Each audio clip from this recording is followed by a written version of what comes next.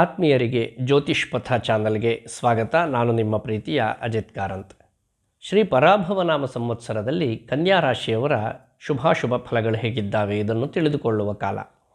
ಆತ್ಮೀಯರೇ, ನಾನು ಈ ಹಿಂದೆ 2026 ವರ್ಷ ಭವಿಷ್ಯ ಎನ್ನುವಂತಹ ಒಂದು ಸಂಚಿಕೆಯನ್ನು ಮಾಡಿದ್ದೇನೆ.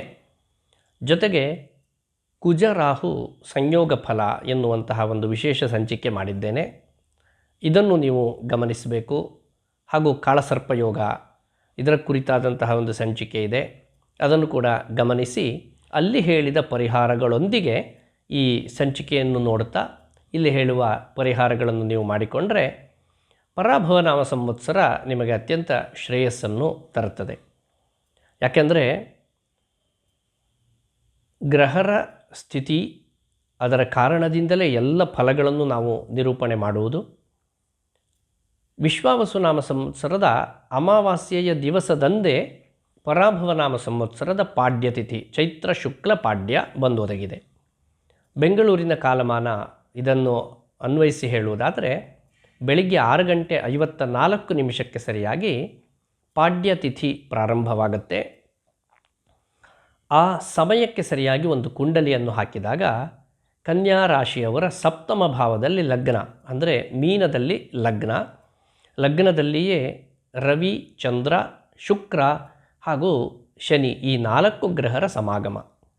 ವೃಷಭ ರಾಶಿಯಲ್ಲಿ ಮಾಂದಿ, ನಿಮ್ಮ ಕರ್ಮಸ್ಥಾನದಲ್ಲಿ ಅಂದರೆ ಮಿಥುನ ರಾಶಿಯಲ್ಲಿ ಗುರು ಹಾಗೂ ವ್ಯಯದಲ್ಲಿ ಕೇತು, ಸಿಂಹರಾಶಿಯಲ್ಲಿ ಕೇತು. ಷಷ್ಠ ಸ್ಥಾನದಲ್ಲಿ ಕುಜ ಮತ್ತು ವಕ್ರೀಗತನಾದಂತಹ ಬುಧ ಹಾಗೂ ರಾಹು ಇವರ ಸಮಾಗಮ ಇದೆ. ಈ ಕುಂಡಲಿಯನ್ನು ಇಟ್ಟುಕೊಂಡು ಶುಭಾಶುಭ ಫಲಗಳನ್ನು ಹೇಳುವುದಾದರೆ ನಿಮ್ಮ ದಶಾಭುಕ್ತಿಯನ್ನು ನೀವು ಗಮನಿಸಬೇಕು, ಜಾತಕದ ಯೋಗಾವಳಿಯನ್ನು ಗಮನಿಸಬೇಕು.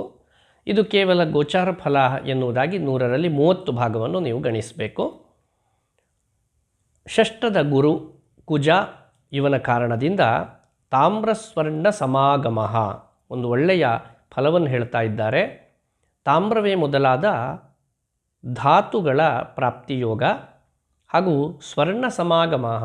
ಈ ಕಾಲದಲ್ಲಿ ಅಂತೂ ಅತ್ಯಂತ ದುಬಾರಿಯಾದಂತಹ ಚಿನ್ನ ಅದನ್ನು ಕೊಂಡುಕೊಳ್ಳುವಂತಹ ಒಂದು ಯೋಗ ನಿಮ್ಮ ಪಾಲಿಗಿದೆ. ಕಲಹಭೀರ್ ವಿದ್ವಿಡಿವಿಯೋ ಅರಿಗೆ, ಅಂದರೆ ವೃಥಾ ನಿಮ್ಮೊಂದಿಗೆ ಕಲಹ ಮಾಡುತ್ತಾ ಇದ್ದಂತಹ ಶತ್ರುಗಳು ಅವರೆಲ್ಲ ನಿಮ್ಮನ್ನು ಕಂಡರೆ ಭಯಪಡುವಂತಹ ಒಂದು ಒಳ್ಳೆಯ ಕಾಲ. ಇನ್ನು ಷಷ್ಠದ ಬುಧನ ಕಾರಣದಿಂದ ಸೌಭಾಗ್ಯಂ ವಿಜಯ ಮತೋನ್ನತಿಂಚ ಷಷ್ಠೆ, ಸೌಭಾಗ್ಯವೃದ್ಧಿ ಮತ್ತು ಸಾಧಿಸುವ ಕಾರ್ಯಗಳಲ್ಲೆಲ್ಲ ವಿಜಯ ಪ್ರಾಪ್ತಿ, ಉನ್ನತಿ, ಜೀವನದಲ್ಲಿ ಒಂದು ಔನ್ನತ್ಯವನ್ನು ಕಾಣುತ್ತೀರಿ.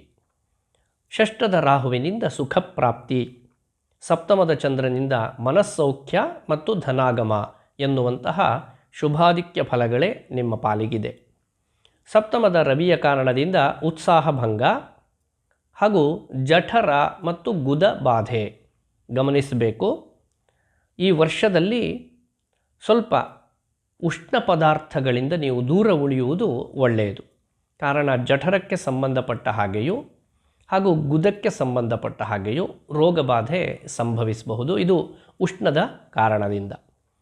ಸಪ್ತಮದ ಶುಕ್ರ ಮಧುಮೇಹ ರೋಗಬಾಧೆ, ಈಗಾಗಲೇ ಸಕ್ಕರೆ ಕಾಯಿಲೆ ಇದ್ದವರಿಗೆ ಅದು ಉಲ್ಬಣಾವಸ್ಥೆಗೆ ಹೋಗಬಹುದು. ಹೆಚ್ಚಿನವರಿಗೆ ಹೊಸತಾಗಿ ಸಕ್ಕರೆ ಕಾಯಿಲೆ ಪ್ರಾರಂಭ ಆಗುವಂತಹ ಕಾಲ ಕನ್ಯಾ ರಾಶಿಯವರಿಗೆ. ಸಪ್ತಮದ ಶನಿಯ ಕಾರಣದಿಂದ ವ್ಯಾಧಿಪೀಡ ಮತ್ತು ಪ್ರವಾಸಂಚ ಮನಃಕ್ಲೇಶಂ ಸಖಾತ್ಯಯಂ, ಈ ವ್ಯಾಧಿ ಮೇಲಿಂದ ಮೇಲೆ ಬೇರೆ ಬೇರೆ ಕಾರಣಗಳಿಂದ ಬರುತ್ತೆ.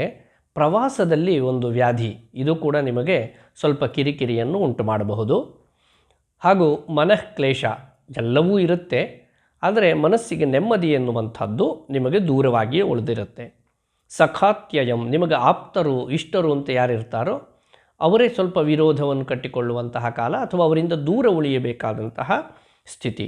ಅರ್ಥನಾಶಂ, ಧನವನ್ನು ಕಳ್ಕೊಳ್ತೀರಿ. ದುಷ್ಟಚಿಂತಾಂ, ಅಂದರೆ ಇದುವರೆಗೆ ಯಾವುದೇ ಚಿಂತೆ, ಈ ರೀತಿಯ ಚಿಂತೆಯನ್ನು ಮಾಡದೇ ಇದ್ದವರು ಕೂಡ ಈಗೊಂದು ಕೆಟ್ಟ ಕೆಲಸವನ್ನು ಮಾಡುವ ಚಿಂತೆ ನಿಮಗೆ ಬಂದೊದಗಬಹುದು. ಮತ್ತು ದೇಹಪೀಡೆ ಎನ್ನುವಂಥದ್ದು ಸಪ್ತಮದ ಶನಿಯ ಕಾರಣದಿಂದ ನೀವು ಅನುಭವಿಸುವಂತಹ ಅಶುಭ ಫಲಗಳು. ಇನ್ನು ಭಾಗ್ಯದಲ್ಲಿ ಮಾಂದಿ ಇದ್ದಾನೆ. ದುಷ್ಟಕರ್ಮಾಚರಣೆ, ಸ್ವಲ್ಪ ಅಸೂಯ ಪ್ರವೃತ್ತಿ ನಿಮ್ಮಲ್ಲಿ ಹೆಚ್ಚಾಗಿ ಬೇರೆಯವರಿಗೆ ತೊಂದರೆ ತೊಡಕನ್ನು ಉಂಟು ಮಾಡುವಂತಹ ಮನೋಪ್ರವೃತ್ತಿ ನಿಮಗೆ ಹೆಚ್ಚು ಹೆಚ್ಚು ಕಾಣಿಸಬಹುದು. ಆದ್ದರಿಂದ ಮನೋನಿಗ್ರಹದತ್ತ ಮನಸ್ಸು ಮಾಡುವುದು ಒಳ್ಳೆಯದು. ಇನ್ನು ಕರ್ಮದ ಗುರುವಿನ ಕಾರಣದಿಂದ ಸ್ಥಾನಾರ್ಥ ನಾಶಾಧಿಕಂ, ಇರುವಂತಹ ಸ್ಥಾನಮಾನ ಇದರಲ್ಲಿ ಸ್ವಲ್ಪ ಕೆಳಮಟ್ಟಕ್ಕೆ ನೀವು ಹೋಗುವಂತಹ ಸ್ಥಿತಿ ಬಂದೊದಗಬಹುದು. ಅರ್ಥನಾಶ ಉಂಟಾದೀತು. ವ್ಯಯದ ಕೇತುವಿನಿಂದ ಧನವ್ಯಯ ಎನ್ನುವಂಥದ್ದು ಮತ್ತು ಅವಮಾನ ಇದನ್ನು ನೀವು ಅನುಭವಿಸ್ತೀರಿ. ಒಟ್ಟಿನಲ್ಲಿ ಶುಭಾಶುಭ ಫಲಗಳ ಸಮ್ಮಿಶ್ರ ಫಲ ಕನ್ಯಾ ರಾಶಿಯವರಿಗಿದೆ. ಆದಾಯ 8 ಆದರೆ ವ್ಯಯ 11, ಆರೋಗ್ಯ 6, ಅನಾರೋಗ್ಯ 6, ಅದು ಒಂದೇ ರೀತಿಯಾಗಿಯೇ ಇದೆ. ರಾಜಪೂಜಾ 0 ಆದರೆ ರಾಜಕೋಪ 5. ಹಾಗಾದ್ದರಿಂದ ಅಧಿಕಾರಿ ವರ್ಗದವರಲ್ಲಿಯೂ ಸರ್ಕಾರಿ ಅಧಿಕಾರಿಗಳು ಯಾರೆಲ್ಲ ಇದ್ದಾರೋ ಅವರಲ್ಲಿ ವಿರೋಧವನ್ನು ಕಟ್ಟಿಕೊಳ್ಳಬಾರದು, ಇದು ಇರುವಂತಹ ಒಂದು ಎಚ್ಚರಿಕೆ. ಸುಖ 6, ದುಃಖ 3 ಎನ್ನುವುದಾಗಿ. ವರ್ಷಪೂರ್ತಿಯಾಗಿ ಕನ್ಯಾ ರಾಶಿಯವರು ನವಗ್ರಹರನ್ನು ಆರಾಧನೆ ಮಾಡಿ ಶ್ರೀ ಲಲಿತಾ ಮಹಾತ್ರಿಪುರ ಸುಂದರಿಯ ಅನುಷ್ಠಾನವನ್ನು ಮಾಡಿ ಲಲಿತಾ ಸಹಸ್ರನಾಮ ಪಠನ, ಲಲಿತಾ ತ್ರಿಶತಿ ಅರ್ಚನೆ, ಲಲಿತಾ ಅಷ್ಟೋತ್ತರ ಅರ್ಚನೆ ಹಾಗೂ ಶ್ರೀಚಕ್ರ ಆರಾಧನೆ ಇತ್ಯಾದಿಗಳಿಂದ ಶುಭವನ್ನು ಕಾಣಬಹುದು. ನಿರಂತರವಾಗಿ ದುರ್ಗಾರಾಧನೆಯಿಂದ ಕನ್ಯಾ ರಾಶಿಯವರು ಶುಭವನ್ನು ಕಾಣುತ್ತೀರಿ.